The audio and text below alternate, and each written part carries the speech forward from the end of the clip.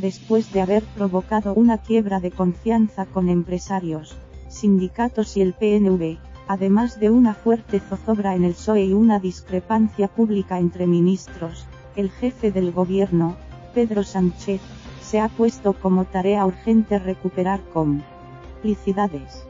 El pacto con EH Bildu para la derogación íntegra de la reforma laboral ha causado estragos políticos, a pesar de que el texto se corrigió para suavizar su contenido. Mientras busca la fórmula para acercarse de nuevo al PNV y los agentes sociales, el gobierno justificó este viernes el polémico pacto con ataques al PP y ERC por no apoyar el estado de alarma. Nos hemos sentido muy solos en la defensa de la salud y la seguridad de los españoles. En tono de gran pesar se presentó este viernes la portavoz del gobierno, María Jesús Montero, tras el Consejo de Ministros.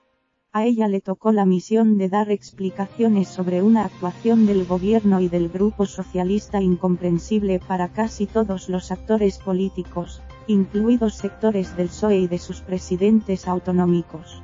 El gobierno justifica el pacto con la izquierda abertzale porque la prórroga del estado de alarma estaba en peligro. Una situación ante la que el Ejecutivo decidió, la pasada semana, ampliar sus negociaciones a grupos hasta ahora excluidos. Una vez que el PP negó el apoyo y ERC ponía como condición activar de la mesa de negociación política con la Generalitat, el gobierno y sus grupos parlamentarios se volcaron en Ciudadanos y, en secreto, en EH Bildu, aunque sin dejar hasta el último minuto la negociación con los republicanos catalanes. El conflicto abierto con distintas fuerzas políticas y agentes sociales por abrir el debate sobre la derogación de la reforma laboral en plena pandemia, así como por negociar con EH Bildu, llevó al gobierno en las últimas horas a intentar armar un relato justificatorio y a diseñar acciones para limitar los daños. El Ejecutivo quiere disculparse, pero también justificarse endosando la culpa a quienes no colaboran. La negociación con EH Bildu arrancó hace ya días y no partió precisamente de esta fuerza política el texto que acabó suscribiendo con los grupos parlamentarios Socialista y Unidas Podemos, corregido 3 horas después ante la tormenta política desatada.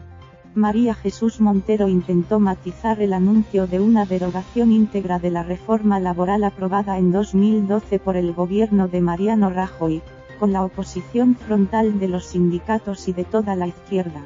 La reforma laboral de estos momentos es un nuevo estatuto de los trabajadores del siglo XXI, señaló la ministra, quien agregó que la modificación de ese marco legal debe resultar acorde al nuevo contexto social y laboral y será imprescindible hacerlo a través del diálogo con los agentes sociales. En la parte socialista del gobierno admiten que no es ahora, en plena pandemia, el momento para abordar ese cambio. La propia ministra de Trabajo, Yolanda Díaz, de Unidas Podemos, tampoco estaba centrada en esa reforma, sino en la tarea urgente de enfrentar las calamitosas consecuencias laborales de la crisis sanitaria. Solo el vicepresidente segundo, Pablo Iglesias, ha defendido tal cual el acuerdo con EH Bildu, en su compromiso de una derogación íntegra e inmediata, al contrario de lo expresado por la vicepresidenta económica, Nadia Calviño, del área socialista. La principal artífice de la rectificación. El estupor reina también entre algunos presidentes autonómicos socialistas, pero la mayoría ha preferido esperar y ver qué ocurre. La excepción ha sido el de Castilla-La Mancha, Emiliano García Paje, que deploró públicamente los acuerdos con Bildu. Los que han hecho de su actitud política un desprecio permanente a la vida no son válidos para hablar de salvar vidas, no lo serán nunca, conviviremos todos, pero no se puede admitir la extorsión política, declaró este viernes en un acto en Cuenca, donde expresó también su apoyo absoluto a Calviño. A pesar de este rechazo de Paje, la portavoz del PP en las Cortes de Castilla-La Mancha, Lola Merino, escribió en su cuenta de Twitter una pregunta dirigida a Elia Sánchez, debajo de una foto de un grupo de etarras con las caras cubiertas con pañuelos blancos. ¿Estarán pensando García Page y Pedro Sánchez mandarnos estas mascarillas? El presidente castellano-manchego señaló que ahora no hay otro camino que reconstruir el diálogo social con empresarios y sindicatos. Y la portavoz del gobierno también aludió a ellos insistentemente en su comparecencia tras el Consejo de Ministros junto al titular de Sanidad, Salvador Illa. Este tenía previsto anunciar por la tarde el avance en las fases de la desescalada por territorios, pero salió a mediodía con su compañera. De ese modo, la conferencia de prensa no estuvo monopolizada por el acuerdo y posterior rectificación con EH Bildu y por las discrepancias dentro del gobierno. Montero se justificó diciendo que el gobierno se ha sentido abandonado por el PP en un momento especialmente grave y también criticó a fuerzas que hasta ahora lo apoyaban, como ERC y Compromís, por incluir en la negociación temas que nada tienen que ver con la pandemia y la salud de los ciudadanos. Fue por eso, argumentó, por lo que el gobierno decidió acercarse a la izquierda abertzale.